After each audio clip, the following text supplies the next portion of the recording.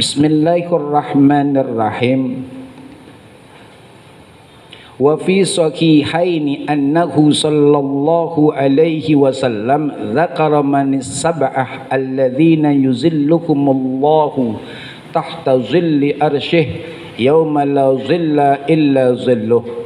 Hadirin wal hadirat, para asatiz wal ustadzat, para orang tua dan remaja rahimakumullah. Kita masih membahas kitab Syarah Irsyadul Ibad ila Sabilir Rasyad karangan Syekh Zainuddin bin Abdul Aziz bin Zainuddin Al-Maliyabari, masih di dalam khatimatun fil khaufi, penutup dalam bab tentang rasa takut kita kepada Allah Subhanahu wa taala. Kita lanjutkan. Bismillahirrahmanirrahim. Wa fi sahihaini, dalam kitab sahih Imam Bukhari dan Imam Muslim, annahu, sesungguhnya baginda Nabi besar Muhammad sallallahu alaihi wasallam, dzakara, menyebutkan manis sab'ah, orang-orang yang termasuk dari 7 golongan, alladzina yuzillukumullahu fi zillihi, yuzillukumullahu tahta zilli arsyih yauma la zilla illa zilluh, tentang 7 macam golongan manusia yang akan dapat naungan Allah di bawah naungan arsy-Nya Allah Subhanahu wa taala pada hari yang tidak ada naungan kecuali naungan Allah Subhanahu wa taala. Jadi sekedar mengingatkan 2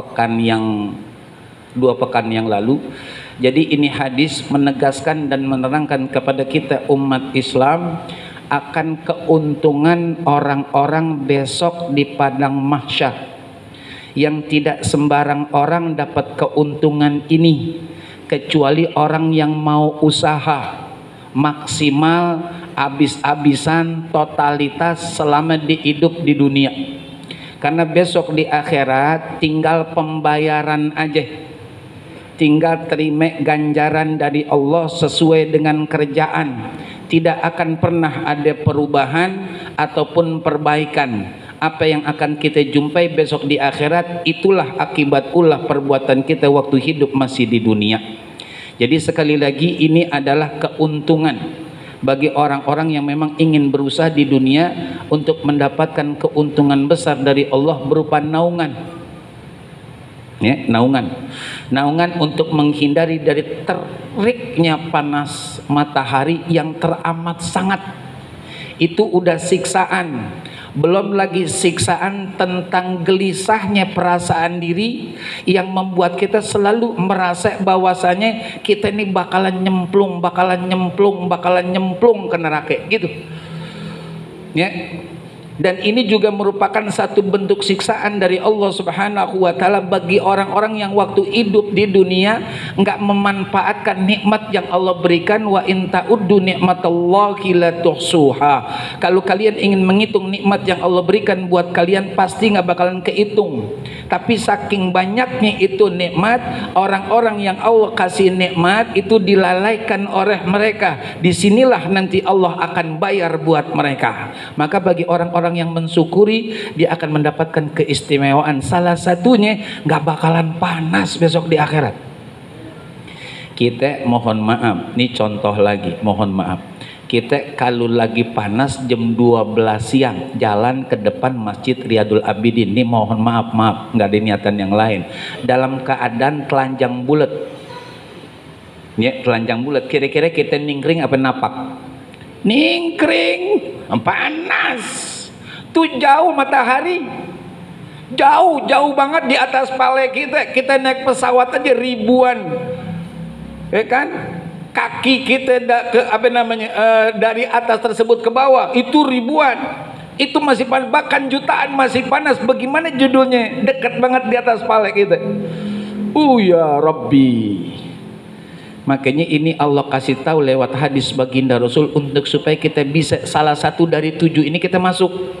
Salah satu dari 7 ini kita masuk, maka insya Allah kita dapat keamanan dari Allah Subhanahu wa ta'ala, yang tidak ada keamanan ataupun naungan kecuali dari Allah Subhanahu wa ta'ala. Sedikit mengulang, untuk pembahasan 2 pekan yang lalu. Yang pertama dari 7 adalah imamun adilun, pemimpin yang adil, baik itu untuk lingkup keluarga ataupun lingkup wilayah ataupun lingkup negara. Imam yang adil, pemimpin yang adil. Kemudian wasyabun nasya'a fi ibadatillah, pemuda yang tumbuh kembang dalam rangka beribadah kepada Allah Subhanahu wa taala. Sukron, kita udah tua kan punya anak. Kan punya anak. Sukron, anak-anak saya juga udah pada tua-tua kan punya keponakan. Punya keponakan, punya cucu. Itu enggak ada habis-habisnya. Nggak ada habis-habisnya. Insya Allah kalau kita didik keluarga kita, anak-anak kita untuk jadi pemuda yang tangguh, ya, secara akidah, tangguh secara ibadah, tangguh secara akhlak, tangguh secara pergaulan, maka insya Allah kita pun ikut di dalamnya. Kita ikut di dalamnya karena kita termasuk orang-orang yang menciptakan generasi muslim yang tangguh di masa mendatang. Saat ini ujiannya berat, 5-10 tahun kemudian lebih berat.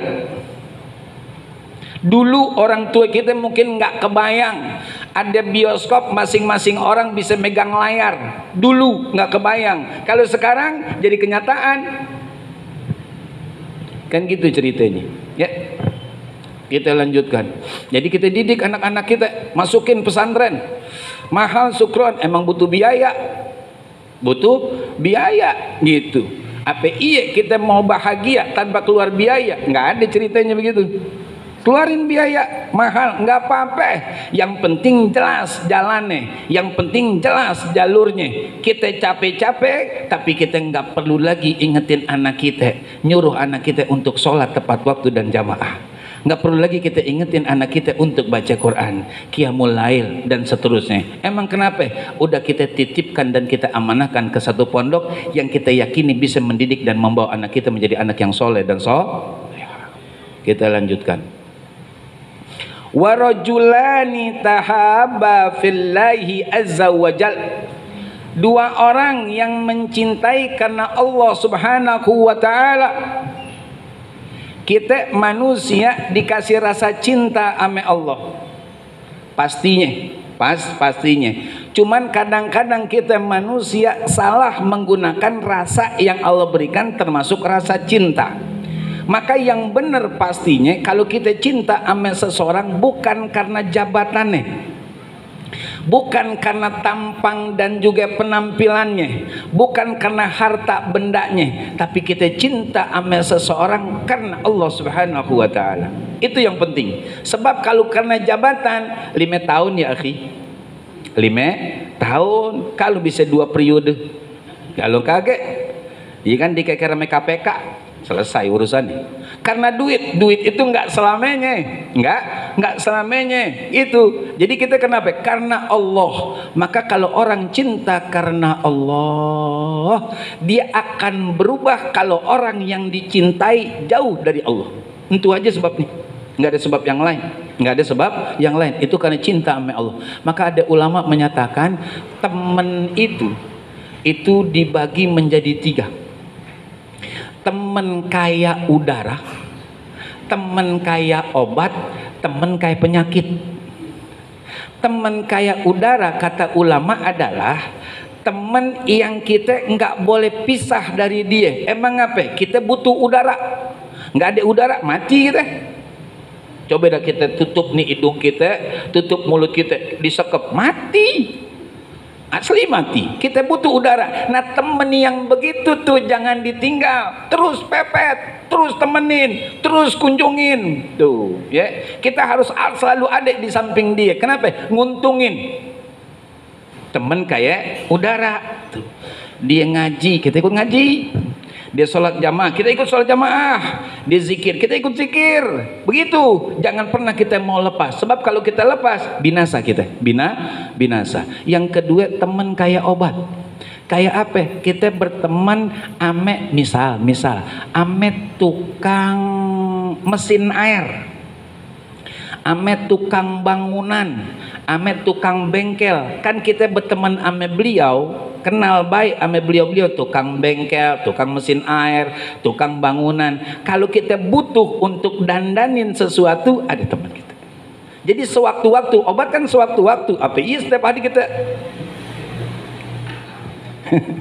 ya, itu namanya sewaktu-waktu kita butuh. Tapi kalau kita udah punya kenalan, maka insya Allah dengan kita, halo, assalamualaikum, salam bang, iya dari di mana bang? Adek di rumah bang Haji, adek di rumah, iya tolongin apa ke rumah, emang apa? Mesin air rusak. Punya teman tiba-tiba, itu teman kayak obat, teman kayak obat. Yang berikutnya itu teman kayak apa tadi? Teman kayak penyakit, ya, teman kayak penyakit. Teman yang begini jangan ditemenin, karena pasti nular gitu.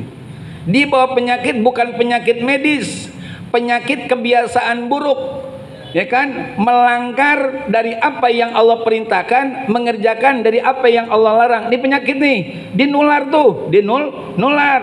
Itu kita nggak kenal judi, cuman tiap malam kita berteman sama dia di banting kartu.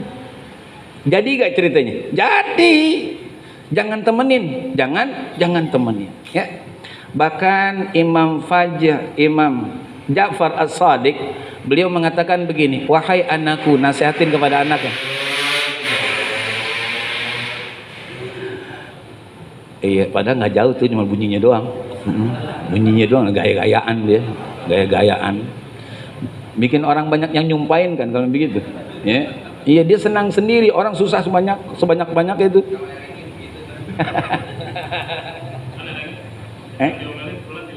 Oh gitu. Kita lanjutkan. Jadi Imam Ja'far Shadiq menasihati anak-anak beliau dengan dengan ucapan, wahai anak-anakku, jangan engkau temani 3 orang. Jangan engkau temani 3 orang. Siapa mereka? Pertama, orang yang durhaka sama orang tuanya. Kalau ditanya, emang apa? Dia dilaknat sama Allah. Maka jangan ikut-ikut dilaknat sama Allah, karena berteman sama orang yang durhaka sama orang tuanya. Temenin. Sukron dia kan cuma omongan, tapi tetap Allah marah sama dia. Tetap Allah laknat dia. Karena yang disakiti lewat ucapan itu kekasih Allah, orang tua kita. Gitu. Enggak, jangan temenin. Biarin aja di jalan sendiri. Jangan mau kita ditelepon, di WA, di japri, disamperin. Jangan mau. Emang apa? Rusak ntar kita bawaannya. Biasanya kita berbahasa saya, aku, ame orang tua jadi lu gue. Mohon maaf kalau bahasanya kurang sopan. Jadi lu gue. Lu udah bilangin gue. Kapan lu bilangin? Tuh. Jadi lu gue. Ame orang tua lu gue. Satu, ya, kata Imam Ja'far Shadiq, jangan berteman dengan 3 macam manusia. Yang pertama, manusia yang durhaka sama orang tuanya, jangan berteman. Yang kedua, teman yang fasik, dia Islam tapi sering melanggar ibadah. Sholat Jumat jarang dia datang, ya, jarang. Di demenan itu ngurusin burung, ame bersihin kandang, ame gosok-gosok batu. Gosok batu, ya. Ada juga sih yang miara ular. Ya, jarang di sholat Jumat, jarang. Kebetulan di Jumat dia datangnya udah terlambat. Jangan temenin. Kita bilangin udah berubah kaget, jangan temenin. Fasik namanya. Orang fasik udah kita bahas di sini. Dia nggak boleh jadi saksi, nggak boleh jadi wali di pernikahan. Ada orang tua fasik, ya kan, sholatnya jarang, majlis taklim gak pernah datang, gitu. Bawaannya dia menongkrong aja. Anaknya perempuan mau nikah, dia jadi wali, gak sah tuh, nggak sah. Kemudian dia misalkan dijadiin saksi, saksiannya pun gak sah. Kalau dipaksakan juga pernikahannya nggak sah, hitungannya zina. Anak yang lahir nasabnya nggak ketahuan, nggak jelas. Itu fasik bahayanya, ya. Kemudian kata Imam Ja'far As-Shadiq, yang ketiga, jangan berteman dengan orang yang suka bohong. Kenapa demikian? Sebab orang bohong itu menjadikan kita deketin orang yang mestinya kita jauhin mestinya orang yang kita deketin. Itu kang bohong. Jangan temenin Kang Bohong. Jangan temenin Kang Bohong. Rugi kita.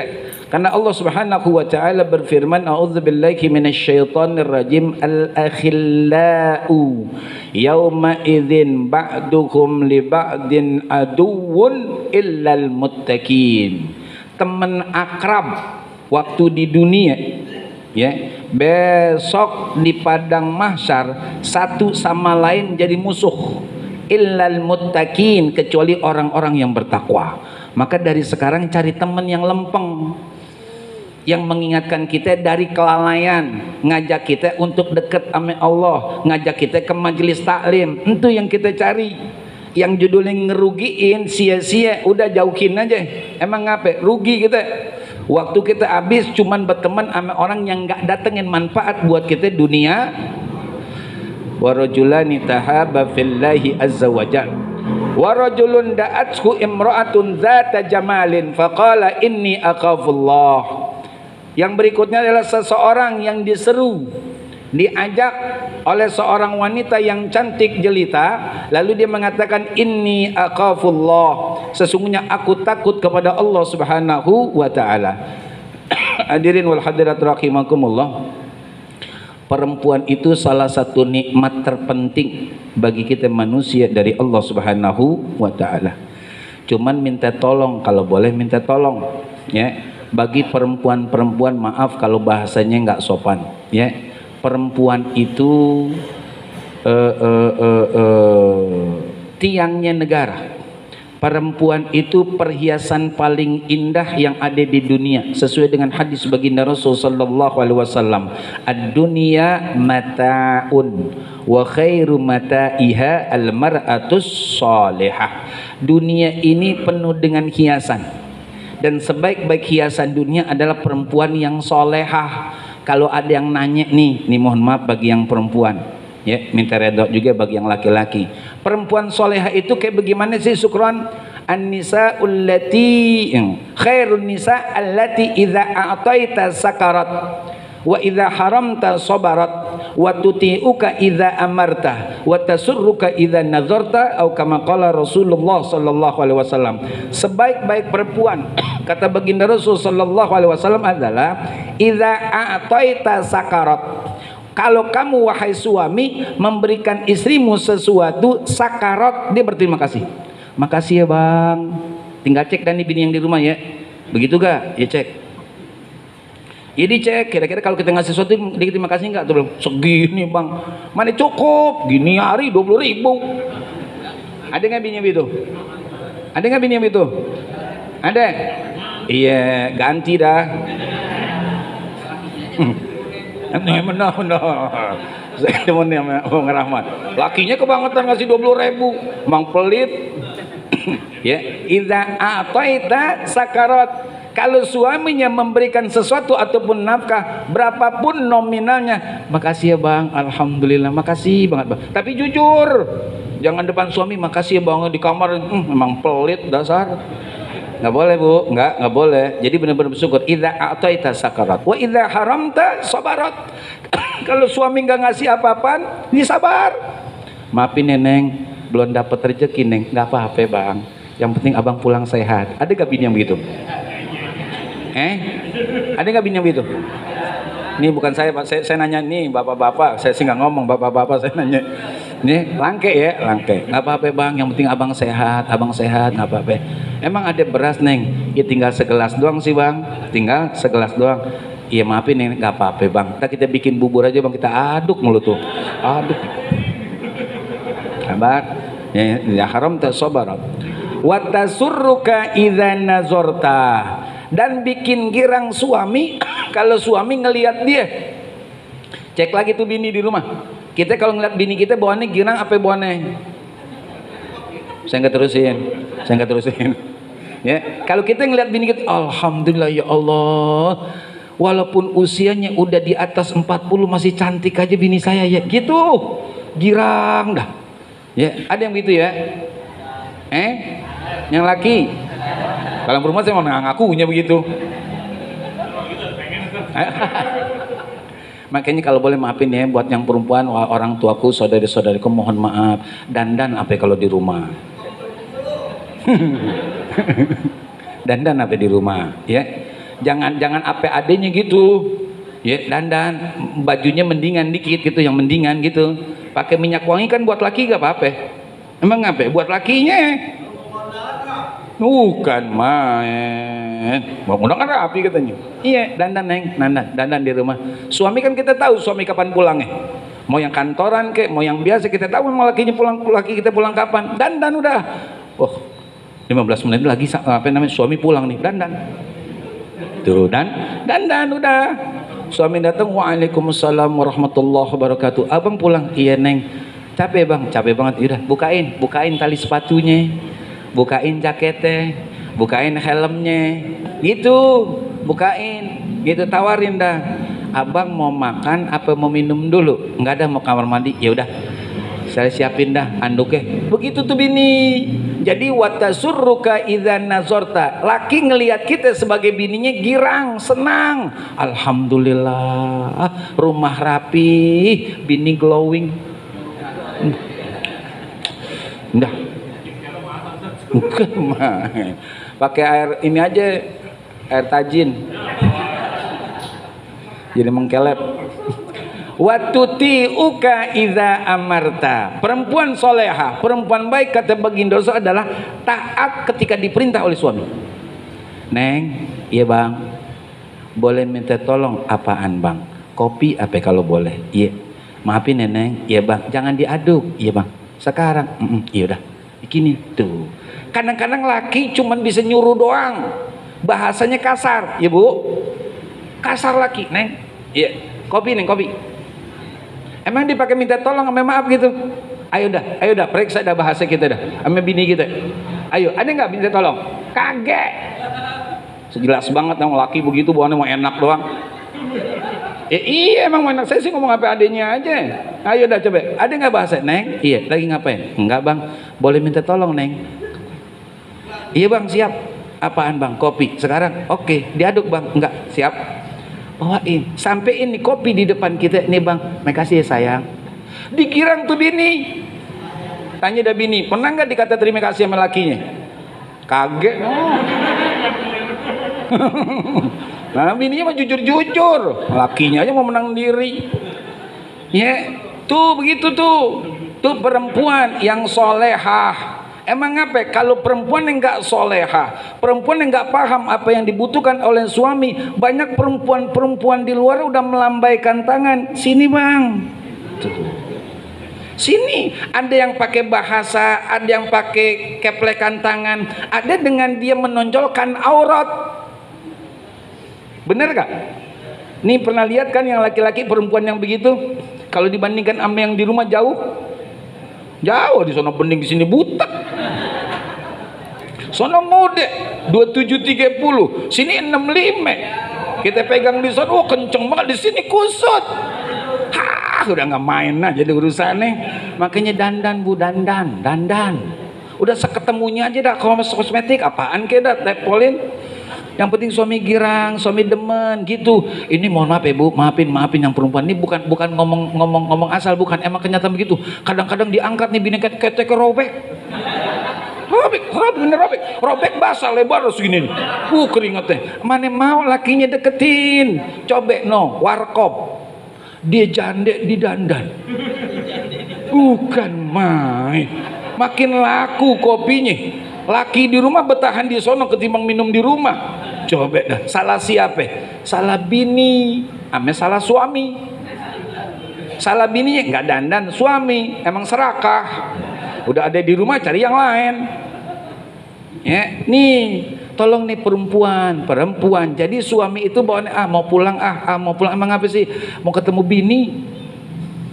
Tuh, kan ada suami yang ogah pulang buru-buru. Bang nggak pulang bang, ntar dulu. Nah kan abang udah sholat maghrib, ya ntar dulu. Ngapa sih bang? Agak malaman dah, biar bini udah tidur. Emang ngapa bang? Ogah banget ngeliat buka bini. Dia kalau hidup pasti dah, ngomel dah.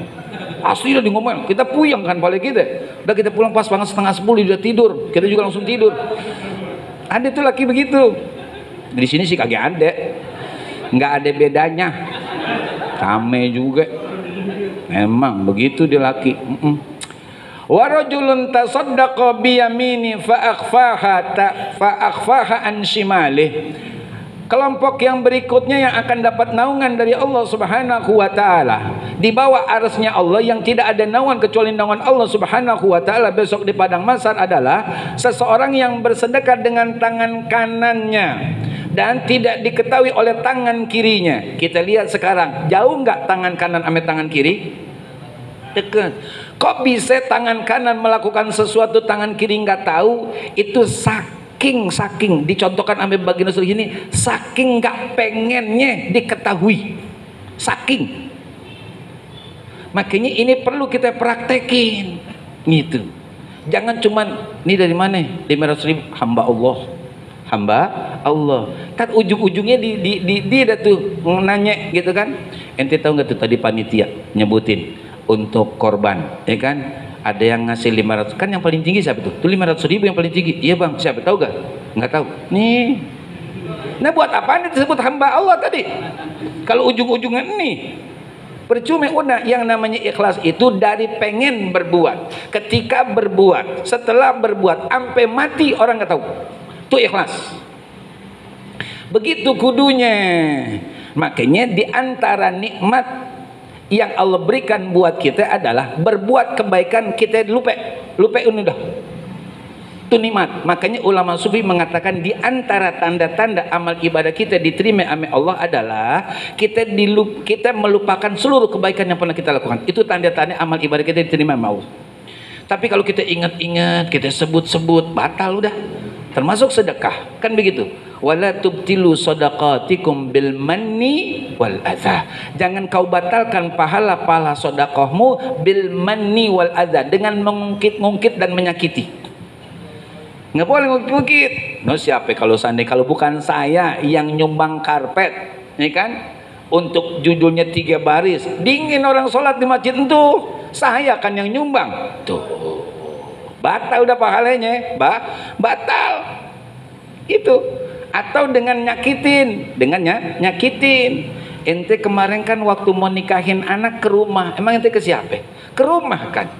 Yes emang Bang Haji. Iya ente ngerti dong mestinya sama saya, kan saya yang nulungin. Itu judulnya 70 juta anak pinjamin ente buat acara. Coba kalau anak kagak pinjamin, bisa ente ngadain acara? Kan nggak bisa. Terima kasih lah. Tuh. Diungkit sama dia. Abin udah. Abi. Makanya kita rahasiakan dan kita ikhlas apapun amal ibadah kita, termasuk sedekah, maka Allah Subhanahu wa taala berfirman, a'udzubillahi minasyaitonir rajim, ya ayyuhalladzina amanu anfiqu mimma razaqnakum min qabli ayatiya yaumul la bai'un fihi wala khullatu wala syafa'ah wal kafiruna humuz zalimun.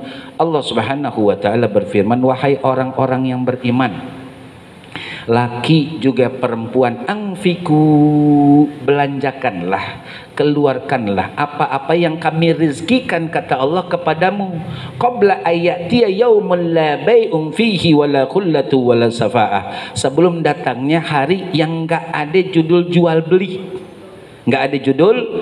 beli, wala khullatun, tidak ada persahabatan, wala syafa'ah, tidak ada pertolongan, wal kafiruna humuz zalimun, orang-orang kafir kata Allah mereka lah orang-orang yang zalim. Artinya apa? Selagi kita bisa sedekah, belanja. Ayo kita tanya sekarang masing-masing, mau yang laki kek, mau yang perempuan kek, ya. Hari ini banyakan mana kita sedekah sama jajan? Jujur aja dah. Ayo dah. Banyakan jajan pastinya. Jarang orang yang sedekah. Kadang-kadang dinyambut nih, misalkan kotak nih keluar, yang tadi gambar Ka'bah keluar tuh, dicabut begini, gocap. Kira-kira langsung dimasukin ke kotak, habis dimasukin ke kantong. Emang saya nanya doang, begitu lah pasti gitu. Coba kalau yang dicabut 2.000, gancang dimasukin nih. Tuh, gocap masukin lagi. Tuh kita. Diingetin nama Allah, angpiku qabla ayatiya yaumul la bai'un fihi wala qullatu wala safa'ah. Keluarin, belanjain apa yang kami rezekikan kepadamu di jalan Allah sebelum terjadi satu hari yang enggak ada jual beli. Nggak ada judulnya persahabatan, nggak ada judulnya sahabat. Kapan itu? Besok di akhirat. Ente punya banyak harta, jadi warisan ya akhi. Ente capek nyarinya, ente capek ngumpulinnya, belum tentu itu jadi benar. Rebutan ahli waris, berantem dia. Kita yang susah di kuburan, udah capek nyari duitnya, imet-imet kita belanjanya supaya anak-anak pada makmur masa depannya, berantem, kusut lagi kita di kuburan. Nafkahin, belanja ya, jangan jajan mulu, kalau jajan mau nambah mulu, tapi kalau sedekah kan tadi udah, padahal dengan sedekah kuburan kita besok yang tadinya apa namanya pengap, panas, adem, jadi ada asli. Penyakit kita sembuh biiznillah. Kan begitu kata baginda Rasul. Dawu mardakum bis shadaqah. Obati penyakit kalian dengan sedekah. Cuman emang rata-rata pelit. Makanya dia lebih demen beli obat di apotik. Lebih demen diimpus. Lebih demen kontrol selalu ke rumah sakit. Dia lebih demen begitu ketimbang sedekah. Kan salah. Sedekah kita setiap waktu, badan kita sehat, hati kita juga sehat, tuh, duit kita aman, nggak berat besok tanggung jawabnya. Sedekah. Mau ke rumah sakit sih susah dah kalau udah begitu. Ini kan, mau kemana Pak? Kontrol apa? Ini penyakit tuh, udah sakit baru sedekah dah. Kok sedekah Pak? Iya, mudah-mudahan dapat kebaikan waktu sehat. Makanya kata baginda Rasul, sedekah waktu sehat walaupun dikit lebih baik ketimbang sedekah ketika sakit. Sedekah dah, sedekah ya. Kita lanjutkan lagi. Wa rajulun ta'allaqa qalbuhu bil masjid. Seseorang yang hatinya selalu terpaut di masjid. Maaf nih, nggak ada niatan yang lain. Saya sering berbahasa bahwasanya kalau kita ya ingin berbuat baik, kita ingin ke taman surganya Allah, kita ingin ke rumah Allah, jangan cuman badan, bawa hati.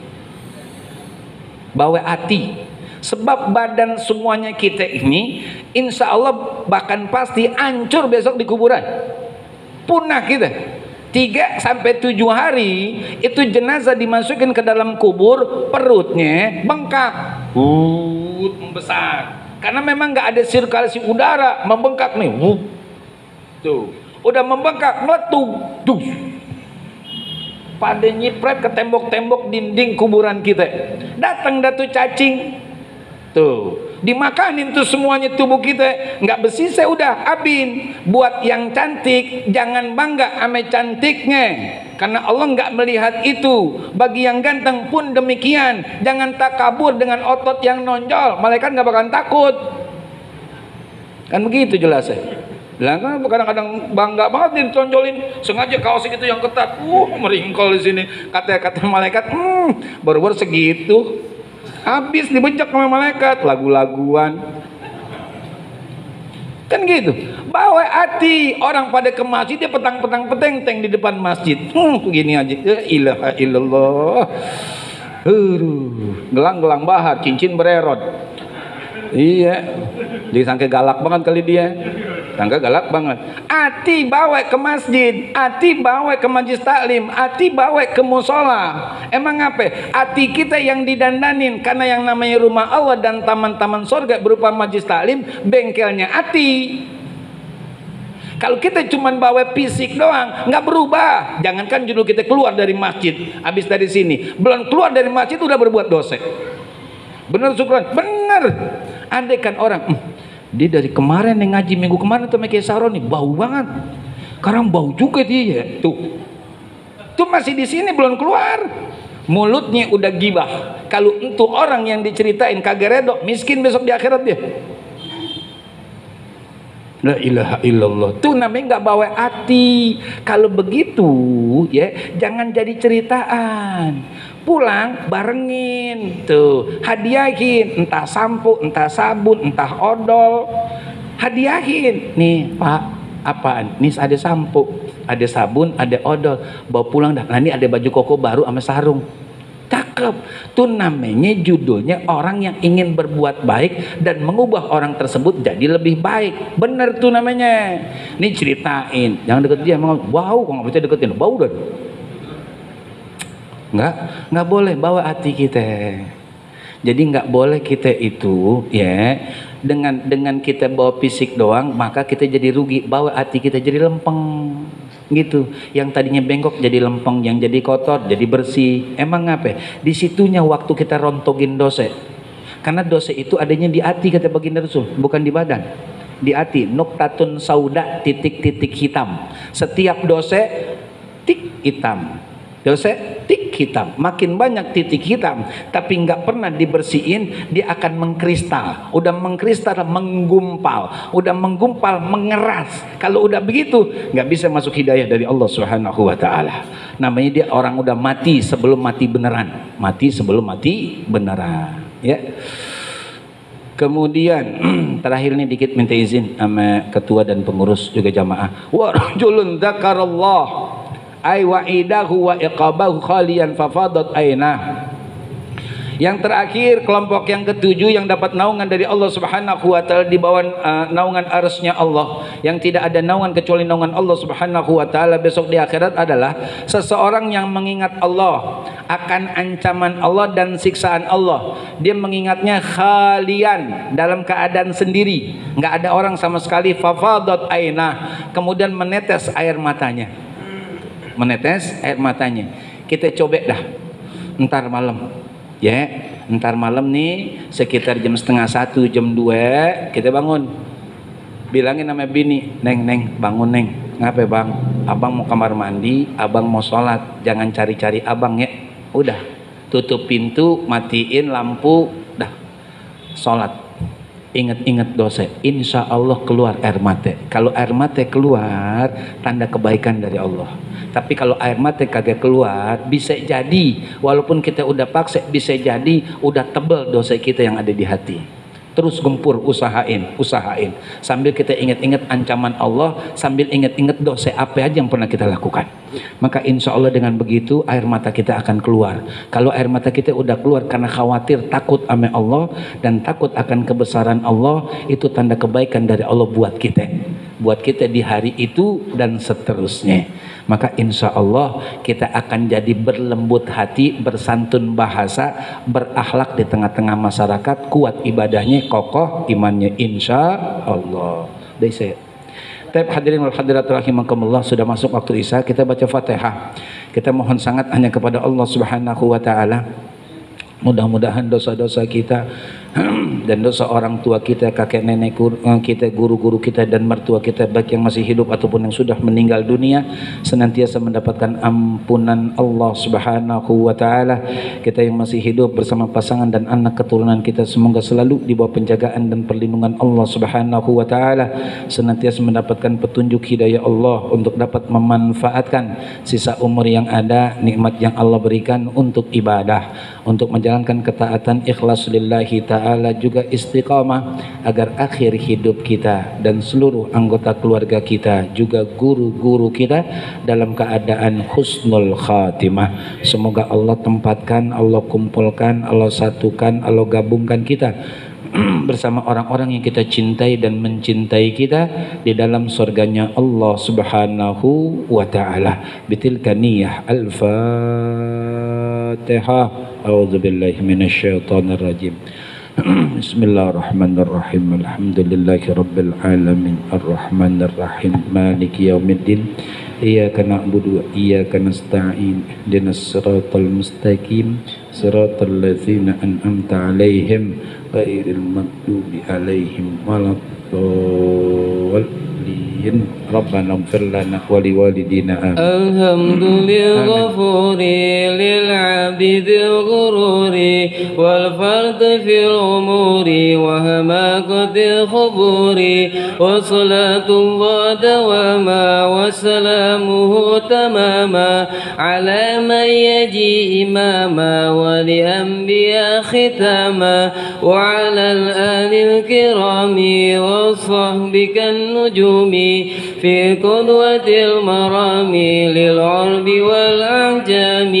يا ربنا اعترفنا بأننا اعترفنا وإننا أسرفنا وعلى نضاء وأشرفنا فتب علينا توبة تغسل كل حوبة واستر لنا العورات وآمن الروعات واغفر لوالدينا ربي ومولودينا والأهل والإخوان وسائر الخلان وكل ذي محبة حاضرة أو صحبة والمسلمين أجمع آمين ربي يسمع فضلا وجودا منا لا بالكساب منا بالمصطفى الرسول نصطى بكل سور صلى وسلم ربي عليه أدى الحب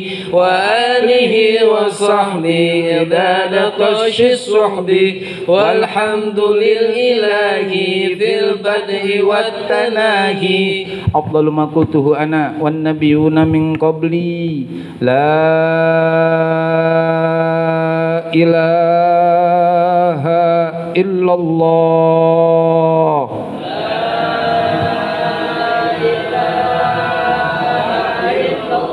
لا إله إلا الله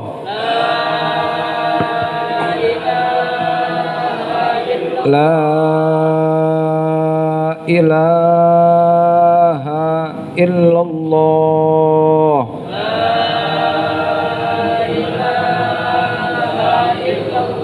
محمد رسول الله صلى الله عليه وسلم